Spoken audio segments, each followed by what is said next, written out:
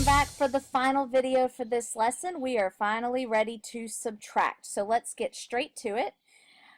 Make sure you're looking at the notes where it says we're beginning video 3 of lesson 1-3. So subtracting polynomials is pretty similar to adding polynomials. You're still going to be looking for combining like terms. The issue is minus signs, negatives. They've been causing us trouble since the 6th grade, and they're still causing us trouble.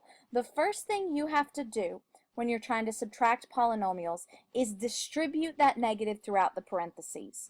So sometimes you might find it helpful to assume that there's a little 1 there, because we know that we can always throw a 1 in anywhere we want, and think of it like I'm distributing this -1 and multiplying it into all of these things, or each of these terms. So here's what that would look like then. I'm going to say -1 times 3x cubed, -1 times -x squared, all the way through. Now, notice I'm not distributing backwards. That would be weird.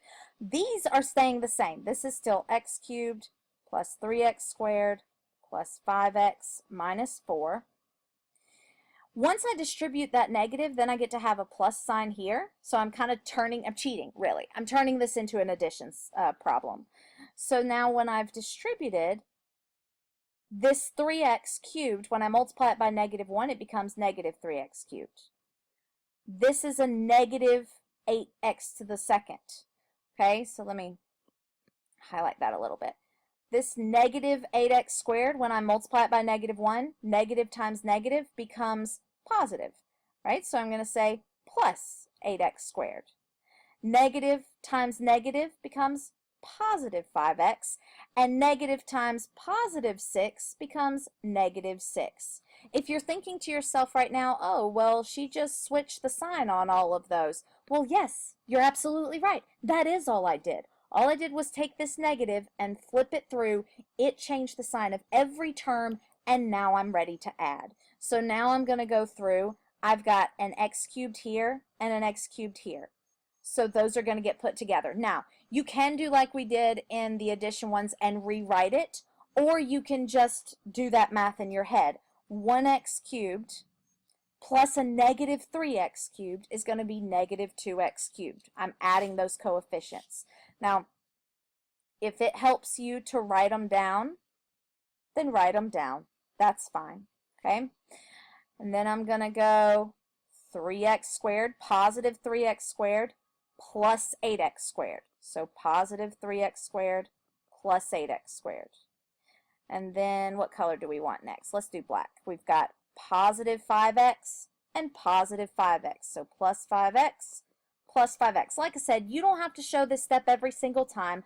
I do find it helpful to do, as I'm going through. So then the last one, I've got -4 and -6. So -4 minus 6. And now I'm ready to combine those like terms. 1 and -3 is -2. 3 plus 8, those are both positive, so I just get to add and I get 11x squared. 5 and 5 are both positive, so I get to just add and I get 10x. And then -4 and -6. That's -4 minus 6, and I get -10.